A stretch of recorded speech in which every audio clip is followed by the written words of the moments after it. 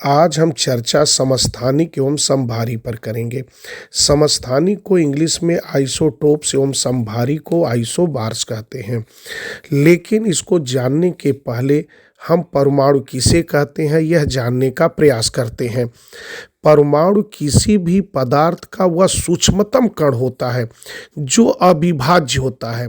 यहाँ पर पदार्थ का अर्थ है कि वह जो अपनी उपस्थिति का एहसास कराए, जिनके अपना भार हो, उसे हम पदार्थ कहते हैं।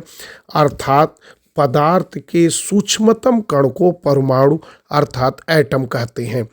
परमाणु शब्द का प्रयोग सबसे पहले यूनानी दार्शनिक डेमोक्रिटस ने किया था, जिन्होंने यह विचार दिया था कि प्रत्येक पदार्थ अविभाज्य कणों से मिलकर बना है। डेमोक्रिटस ने परमाणु के लिए एटमोस का इस्तेमाल किया था, जिसका अर्थ होता है अविभाज्य।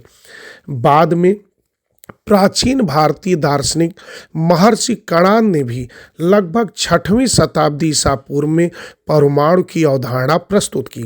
लेकिन 1808 में पहला परमाणु सिद्धांत डाल्टन ने प्रस्तुत किया, जिसमें उन्होंने बताया कि सभी पदार्थ छोटे अविभाज्य कणों के बने होते हैं, जिन्हें परमाणु कहा जाता है।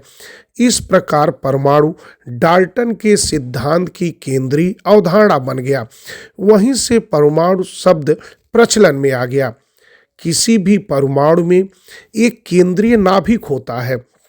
नाभिक में प्रोटॉन एवं न्यूट्रॉन होता है, जबकि इलेक्ट्रॉन नाभिक के चारों ओर चक्कर लगाते हैं। इलेक्ट्रॉन की खोज 1897 में थॉमसन ने की थी। वहीं पर 1917 में रदरफोर्ड ने प्रोटॉन की खोज की थी और 1932 में चैडविक ने न्यूट्रॉन की खोज की थी। किसी भी तत्व के अध्ययन की सुविधा के लिए हमें परमाणु क्रमांक और द्रव्यमान संख्या अर्थात परमाणु भार की भी जानकारी आवश्यक होती है। किसी भी तत्व का जो परमाणु क्रमांक अर्थात एटॉमिक नंबर होता है, वह नाभिक में उपस्थित प्रोटॉनों की संख्या के बराबर होता है। जितना प्रोटॉन की संख्या होती है वही उसका परमाणु क्रमांक होता है, और जितने प्रोटॉन की संख्या उतने ही इलेक्ट्रॉन की संख्या होती है। अर्थात हम कह सकते हैं परमाणु क्रमांक बराबर प्रोटॉनों की संख्या और प्रोटॉनों की संख्या बराबर इलेक्ट्रॉनों की संख्या। परमाणु क्रमांक को प्रदर्शित करने के लिए हम अंग्रेजी वर्णमाला के Z अक्षर का प्रयोग करते हैं। वहीं पर परमाणु भार, जिसे हम द्रव्यमान संख्या कहते हैं, अंग्रेजी में एटॉमिक मास या मास नंबर कहते हैं, इसे प्रदर्शित करने के लिए अंग्रेजी वर्णमाला का A अक्षर का प्रयोग करते हैं। अर्थात इसका फार्मूला होता है द्रव्यमान संख्या बराबर प्रोटॉन प्लस न्यूट्रॉन की संख्या के बराबर। अर्थात कभी भी हमें द्रव्यमान संख्या पूछा जाए या परमाणु भार पूछा जाए तो प्रोटॉन और न्यूट्रॉनों की संख्या को जब हम जोड़ देते हैं तो वही द्रव्यमान संख्या होती है। अब हम कुछ उदाहरण द्वारा समझने का प्रयास करते हैं, क्योंकि कई बार प्रतियोगी परीक्षाओं में हमसे पूछ लिया जाता है किसी तत्व में उसका परमाणु क्रमांक कितना है, उसमें प्रोटॉनों की संख्या कितनी है, उसमें न्यूट्रॉनों की संख्या कितनी है, यह पूछा जाता है। तो हम इसको एक एक उदाहरण द्वारा समझते हैं। जैसे हम आर्गन लेते हैं, आर्गन का जो परमाणु क्रमांक होता है वह 18 होता है और जो परमाणु भार होता है वो 40 होता है। तो जैसा कि हम जानते हैं कि जितना परमाणु क्रमांक होगा वही प्रोटॉनों की संख्या होती है, अर्थात प्रोटॉनों की संख्या भी 18 होगी। वहीं पर जितने प्रोटॉनों की संख्या होती है उतने ही इलेक्ट्रॉनों की संख्या होती है, अर्थात यहाँ इलेक्ट्रॉनों की भी संख्या 18 होगी। अब हमें न्यूट्रॉनों की संख्या निकालना है, तो हम परमाणु भार में से परमाणु क्रमांक घटा देते हैं तो वही न्यूट्रॉनों की संख्या निकल जाती है। अब हम 40 में से 18 घटा देते हैं तो इसका उत्तर 22 आ जाता है, अर्थात न्यूट्रॉनों की संख्या 22 है। इसी तरह एक और उदाहरण लेते हैं। कैल्शियम का परमाणु क्रमांक 20 है और परमाणु भार 40 है। अब परमाणु क्रमांक जब 20 है तो जितना परमाणु क्रमांक होगा उतने ही प्रोटॉनों की संख्या भी होगी, अर्थात प्रोटॉनों की संख्या 20 है। तो जितनी प्रोटॉनों की संख्या होती है उतनी ही इलेक्ट्रॉनों की संख्या भी होती है, अर्थात इलेक्ट्रॉन भी 20 होंगे। अब हम न्यूट्रॉनों की संख्या निकालते हैं तो परमाणु भार में से हम परमाणु क्रमांक घटा देते हैं। तो परमाणु भार 40 है और परमाणु क्रमांक 20 है, तो 40 में से 20 गया 20, अर्थात न्यूट्रॉनों की भी संख्या 20 है। कई बार हमसे कुछ तत्वों में धनावेशित और ऋणावेशित तत्व देकर भी प्रश्न पूछे जाते हैं। तो पहले जान लें कि क्या धनावेशित का तात्पर्य होता है और ऋणावेशित का क्या तात्पर्य होता है। धनावेशित का तात्पर्य होता है जब कोई तत्व इलेक्ट्रॉन का त्याग करता है तो उस पर धनावेश होता है, और वहीं पर ऋणावेश का तात्पर्य होता है जब कोई तत्व इलेक्ट्रॉन ग्रहण करता है तो जितने इलेक्ट्रॉन ग्रहण करता है वह ऋणावेशित होता है। अब एक उदाहरण द्वारा हम समझने की कोशिश करते हैं। सोडियम का परमाणु क्रमांक 11 और परमाणु भार 23 है, लेकिन एक इस पर धन आवेश है। तो अब इसका कितना इलेक्ट्रॉन और प्रोटॉन होगा इसके निकालने के लिए, तो प्रोटॉनों की संख्या भी जितना परमाणु क्रमांक है उतना होगा, अर्थात प्रोटॉनों की संख्या 11 होगी। लेकिन इलेक्ट्रॉन की संख्या जितनी प्रोटॉन की संख्या होती उतनी ही होती है, तो 11 होगा, लेकिन इस पर एक धन आवेश है, इसका मतलब इसने एक इलेक्ट्रॉन का त्याग कर दिया है, इसलिए 11 में से एक घटा देंगे, अर्थात इसमें इलेक्ट्रॉनों की संख्या 10 हो जाएगी। वहीं पर अगर इसमें न्यूट्रॉनों की पूछा जा संख्या तो परमाणु भार में से परमाणु क्रमांक घटा देते हैं। 23 में से 11 घटाए 12 आ गया, अर्थात जब धनावेशित या ऋणावेशित ऐसा कोई आता है तो सब कुछ पुराने जैसे रहता है, लेकिन इलेक्ट्रॉन की संख्या घट या बढ़ जाती है। अगर धनावेशित है तो घट जाती है और ऋणावेशित है तो बढ़ जाती है। इसी तरह का एक उदाहरण और लेते हैं मैग्नीशियम का, जिसका परमाणु क्रमांक 12 है और परमाणु भार 24 है और उस पर 2 धन आवेश है। तो जब धन आवेश है तो केवल इलेक्ट्रॉन में बदलाव होगा, तो जितना प्रोटॉनों की संख्या है उतना ही परमाणु क्रमांक, अर्थात प्रोटॉनों की संख्या भी 12 हो जाएगी। वहीं पर इलेक्ट्रॉनों की संख्या की बात करें तो इलेक्ट्रॉन, क्योंकि इस पर 2 धन आवेश है, इसका मतलब 2 इलेक्ट्रॉन का इसने त्याग कर दिया है, तो 12 में से 2 घटा देंगे 10 हो जाएगा। वहीं पर अगर मैं न्यूट्रॉनों की संख्या की बात करूं तो 24 में से 12 घटा 12 हुआ। इसी तरह का एक उदाहरण और लेते हैं ऑक्सीजन का, जिसका परमाणु क्रमांक 8 है और परमाणु भार 16 है, तो उतने ही प्रोटॉनों की संख्या भी हो जाएगी, यानी प्रोटॉनों की संख्या भी 8 हो जाएगी। लेकिन यहाँ पर इलेक्ट्रॉन जो होता है इस पर 2 ऋण आवेश है, तो प्रोटॉनों की संख्या 8 है तो उतने इलेक्ट्रॉनों की संख्या, लेकिन 2 यहाँ पर ऋणावेशित है इसलिए इसने इलेक्ट्रॉन ग्रहण किया है, तो 8 में 2 जोड़ देंगे 10 हो जाएगा, अर्थात इस तत्व में इलेक्ट्रॉनों की संख्या 10 है। वहीं पर न्यूट्रॉनों की संख्या की बात करें तो परमाणु भार में से परमाणु क्रमांक घटा दिए, 16 में से 8 गया, 8 आया। अब हम बात समस्थानिक और समभारी की करते हैं। जैसा कि आपसे हमने पहले ही बता चुके हैं कि समस्थानिक को अंग्रेजी में आइसोटोप्स कहते हैं और समभारी को आइसोबार्स कहते हैं। अब समस्थानिक किसे कहते हैं, तो समस्थानिक में 2 शब्द प्रयोग होगा, परमाणु क्रमांक और परमाणु भार। जैसा कि परमाणु क्रमांक हम आपको पहले ही बता चुके हैं कि परमाणु क्रमांक जो होता है वह प्रोटॉनों की संख्या होती है, वहीं पर परमाणु भार जो होती है प्रोटॉनों और न्यूट्रॉनों की संख्या के योग को परमाणु भार या द्रव्यमान संख्या कहते हैं। तो जब किसी तत्व के परमाणु क्रमांक समान होते हैं लेकिन परमाणु भार भिन्न भिन्न होते हैं तो उसे हम समस्थानिक कहते हैं। जैसा एक बहुत प्रचलित उदाहरण है हाइड्रोजन का। हाइड्रोजन के 3 समस्थानिक होते हैं।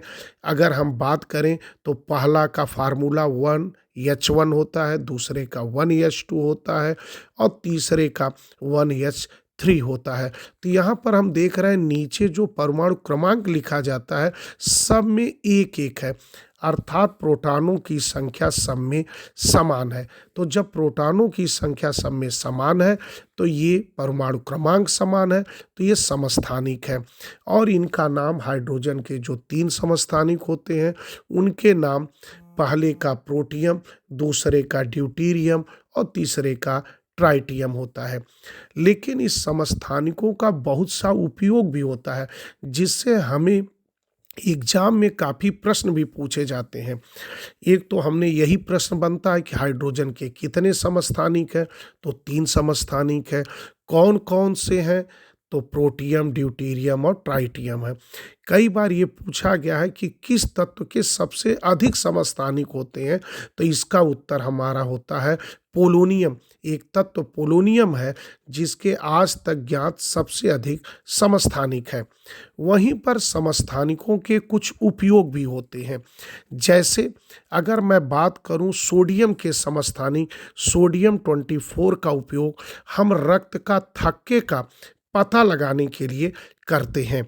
वहीं पर कोबाल्ट के समस्थानिकों का उपयोग कैंसर के उपचार में करते हैं।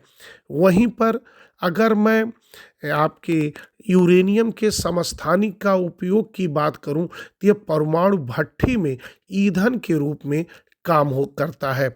वहीं पर कार्बन के समस्थानिकों का उपयोग जो कार्बन 14 है यह जीवाश्मों की उम्र का पता लगाने में किया जाता है। आयोडीन के समस्थानिकों का उपयोग घेंघा रोग का पता करने के लिए भी किया जाता है।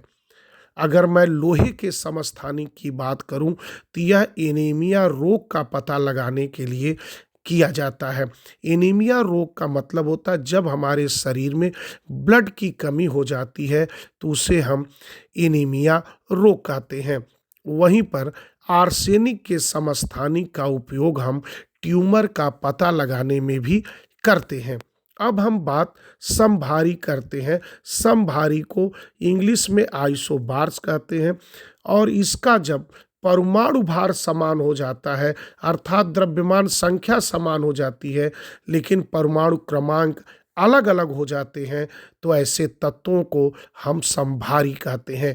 जैसे एक उदाहरण के द्वारा बताएं कि 6C14 और 7 9 14, तो यहाँ पर ऊपर जो परमाणु भार 14 लिखा है ये बराबर है लेकिन नीचे जो परमाणु क्रमांक 6 और 7 है वह अलग अलग है, इसलिए यह दोनों तत्व समभारी हैं। एक और उदाहरण लेते हैं आर्गन और कैल्शियम का। तो आर्गन का परमाणु क्रमांक 18 होता है, परमाणु भार 40 होता है। वहीं पर कैल्शियम का परमाणु क्रमांक 20 और परमाणु भार इसका भी 40 होता है। तो इन दोनों तत्वों का परमाणु भार 40 है लेकिन परमाणु क्रमांक अलग अलग है, इसलिए ये दोनों तत्व भी समभारी हैं। तो इस तरीके से समस्थानिक और समभारी को हम अच्छे ढंग से पकड़ सकते हैं। अब हम इस पर कुछ MCQ करते हैं। तो पहला प्रश्न है परमाणु क्रमांक को किस अक्षर द्वारा निरूपित किया जाता है, तो इसका सही उत्तर है ऑप्शन सी Z। अगला प्रश्न एक तत्व के आइसोटोप की द्रव्यमान संख्या 298 है, यदि इसके नाभिक में 196 न्यूट्रॉन है तो इसकी परमाणु संख्या क्या है। जैसा कि हम जानते हैं कि द्रव्यमान संख्या बराबर प्रोटॉनों की संख्या प्लस न्यूट्रॉनों की संख्या। तो अब हमें प्रोटॉनों की संख्या निकालना है तो हम द्रव्यमान संख्या में से न्यूट्रॉनों की संख्या निकाल देंगे, यानी 298 में से 196 निकाल देंगे तो इसका उत्तर आ जाएगा 102, अर्थात ऑप्शन सी 102 सही उत्तर है। अगला प्रश्न किसी परमाणु के नाभिक में मौजूद प्रोटॉन और न्यूट्रॉन की कुल संख्या के रूप में जाना जाता है। तो जैसा इसका सही उत्तर है ऑप्शन बी, द्रव्यमान संख्या। जैसा कि हम जानते हैं कि द्रव्यमान संख्या बराबर प्रोटॉन प्लस न्यूट्रॉन की संख्या के योग के बराबर। अगला प्रश्न, किसी तत्व का परमाणु क्रमांक नाभिक में मौजूद किन संख्या के बराबर होता है? तो सही उत्तर है ऑप्शन डी, प्रोटॉनों की। अगला प्रश्न, तत्व जिनकी द्रव्यमान संख्या एक समान है परंतु भिन्न परमाणु संख्या है क्या कहलाते हैं? तो इसका सही उत्तर है ऑप्शन बी, आइसोबार। अगला प्रश्न, निम्न में से किनकी संख्या परमाणु की द्रव्यमान संख्या और क्रमांक के अंतर के बराबर होती है? इसका सही उत्तर है ऑप्शन सी, न्यूट्रॉनों की। अगला प्रश्न, एक तत्व का परमाणु भार W और परमाणु संख्या n है, इस परमाणु के केंद्र में प्रोटॉनों की संख्या कितनी होगी? इसका सही उत्तर है ऑप्शन ए, n। जैसा कि हम जानते हैं कि प्रोटॉनों की संख्या जो होती है वो परमाणु संख्या के बराबर होती है, तो परमाणु संख्या n है तो उतनी ही प्रोटॉनों की संख्या भी होगी।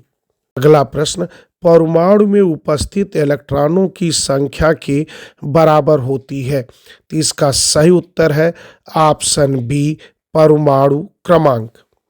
अगला प्रश्न, एक परमाणु की परमाणु संख्या क्या होती है जिसमें 10 प्रोटॉन और 11 न्यूट्रॉन होते हैं? तो इसका सही उत्तर है ऑप्शन बी, 10। जैसा कि हम जानते हैं कि इसमें भी हमसे परमाणु संख्या पूछी गई है और परमाणु संख्या वही होती है जो प्रोटॉनों की संख्या होती है, तो प्रोटॉनों की संख्या 10 है इसलिए परमाणु संख्या भी 10 होगी। अगला प्रश्न, पोटेशियम की परमाणु संख्या 19 है और इसकी द्रव्यमान संख्या 39 है, तो इसके परमाणु में न्यूट्रॉनों की संख्या क्या होगी? इसका सही उत्तर है ऑप्शन ए, 20। जैसा कि हम जानते हैं कि द्रव्यमान संख्या जो होती है वह प्रोटॉनों और न्यूट्रॉनों की संख्या के योग के बराबर होती है, तो जब इसमें न्यूट्रॉनों की संख्या निकालनी होगी तो द्रव्यमान संख्या में से हम परमाणु संख्या को घटा देंगे, अर्थात 39 में से 19 गया, सही उत्तर है 20। अगला प्रश्न, समस्थानिक किसे कहते हैं? तो इसका सही उत्तर है ऑप्शन बी, समान परमाणु संख्या वाले परमाणु। अगला प्रश्न, समभारिक किसे कहते हैं? इसका सही उत्तर है ऑप्शन बी, द्रव्यमान संख्या जिसकी समान हो। अगला प्रश्न, किसी तत्व के समस्थानिक किन गुणों के कारण भिन्न होते हैं? तो इसका सही उत्तर है ऑप्शन बी, न्यूट्रॉन परमाणु संख्या। अगला प्रश्न, समस्थानिकों का द्रव्यमान, तो इसका सही उत्तर है ऑप्शन बी, अलग। अगला प्रश्न, समभारिकों की द्रव्यमान संख्या, इसका सही उत्तर है ऑप्शन ए, समान होती है। अगला प्रश्न, निम्न में से कौन सा हाइड्रोजन का समस्थानिक नहीं है? तो इसका सही उत्तर है ऑप्शन डी, ट्रेंशियम। जैसा कि हम जानते हैं कि हाइड्रोजन के 3 समस्थानिक होते हैं, प्रोटियम, ड्यूटेरियम और ट्राइटियम, तो ट्रेंशियम कोई समस्थानिक नहीं होता है, इसलिए हमारा उत्तर डी सही है। अगला प्रश्न, हाइड्रोजन के समस्थानिकों की संख्या कितनी है? इसका सही उत्तर है ऑप्शन बी, 3। अगला प्रश्न, समस्थानिकों के रासायनिक गुण क्या होते हैं? इसका सही उत्तर है ऑप्शन ए, समान होते हैं। अगला प्रश्न, समभारिकों के रासायनिक गुण क्या होते हैं? इसका सही उत्तर है ऑप्शन बी, भिन्न होते हैं। अगला प्रश्न, समस्थानिकों का परमाणु क्रमांक क्या होता है? तो इसका सही उत्तर है ऑप्शन बी, समान होता है। अगला प्रश्न, किसी तत्व के समस्थानिकों में भिन्नता आती है, तो इसका सही उत्तर है ऑप्शन बी, द्रव्यमान में। अगला प्रश्न, समस्थानिकों में प्रोटॉन की संख्या होती है, तो इसका सही उत्तर है ऑप्शन ए, समान होती है। अगला प्रश्न, समभारिकों में न्यूट्रॉन संख्या होती है, इसका सही उत्तर है ऑप्शन बी, भिन्न अर्थात अलग अलग होती है। अगला प्रश्न, समस्थानिकों में किस संख्या में अंतर होता है, तो इसका सही उत्तर है ऑप्शन सी, न्यूट्रॉन की संख्या में। अगला प्रश्न, समभारिकों में किसमें अंतर होता है, इसका सही उत्तर है ऑप्शन सी, परमाणु संख्या में। अगला प्रश्न, 17 क्लोरीन 35 तथा 17 क्लोरीन 37 क्या है, तो इसका सही उत्तर है ऑप्शन बी, समस्थानिक। जैसा कि हम देखते हैं कि परमाणु क्रमांक दोनों में 17 और 17 है, तो जब परमाणु क्रमांक समान और परमाणु भार अलग अलग, क्योंकि परमाणु भार 35 और 37 है लेकिन परमाणु क्रमांक 17 17 समान है, तो यह कहलाते हैं समस्थानिक। अगला प्रश्न, किसी तत्व के समस्थानिक के बीच अंतर किनकी भिन्न संख्या की उपस्थिति के कारण होती है, तो इसका सही उत्तर है ऑप्शन बी, न्यूट्रॉन। अगला प्रश्न, 8O16, 8O17, 8O18 को क्या कहते हैं, तो इसका सही उत्तर है ऑप्शन ए, समस्थानिक। जैसा कि हम देखते हैं कि सबके परमाणु क्रमांक 8 है, तो जब परमाणु क्रमांक समान होता है तो उसे हम समस्थानिक कहते हैं। और अगर हम परमाणु भार की बात देखें तो परमाणु भार पहले में 16, दूसरे में 17 और तीसरे में 18 है। तो जब परमाणु क्रमांक समान और परमाणु भार भिन्न भिन्न होते हैं तो ऐसे तत्वों को समस्थानिक कहते हैं।